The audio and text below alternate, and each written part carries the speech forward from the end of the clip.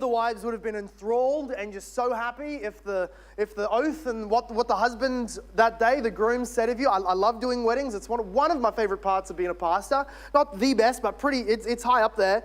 How romantic and beautiful would it be if the wife was thinking that if you just put yourself in the pew, pretend we were in something much more beautiful than this old shack of a building, and we were at a wedding, and the wife was there, and the groom was there, and it was all happening, and in his vow, he says, you know what, you're enough. You're enough. You are, my love, sufficient. You'll do, in other words. How much romance would that just be inflamed in the heart of the bride right there, and everybody listening? Would we have swooning ahs and jabs like, why don't you ever talk to me that way anymore? None of that, of course, if we were to say that your wife is sufficient or she's enough, she'll do, right? And yet when we come to the book of Colossians, really the overarching theme, the overly infused message of the whole of the book is that Christ is enough. Christ is sufficient for everything. And we hear that and we're compelled, I think, probably from just Christian habitual sitting through sermons. Somebody says, Christ is enough. Your response is, Amen. But I think if we thought about it, it would be, no duh. What do you mean he's enough? He's much more than enough. Don't insult Christ by saying he's sufficient. What a degrading thing to say of the Christ, God in flesh, the Messiah. He's enough.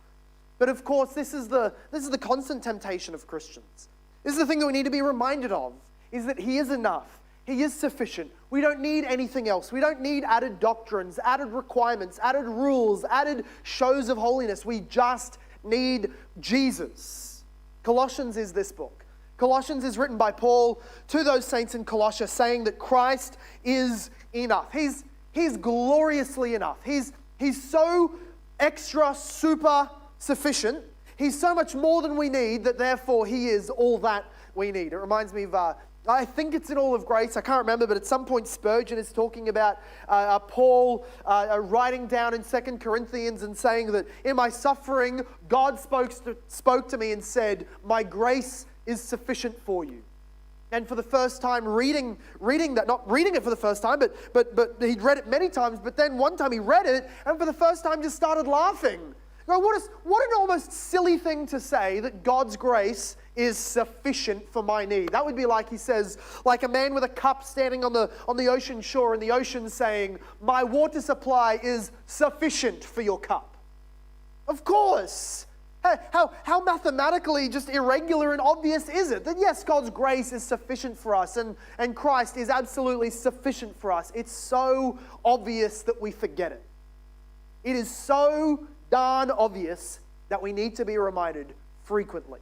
And the book of Colossians is Paul writing to say Christ is everything we need. He's the one through whom all of the purposes of God are being achieved. He's the one that has accomplished a final and full reconciliation between God and man through his death in our place and triumphant resurrection.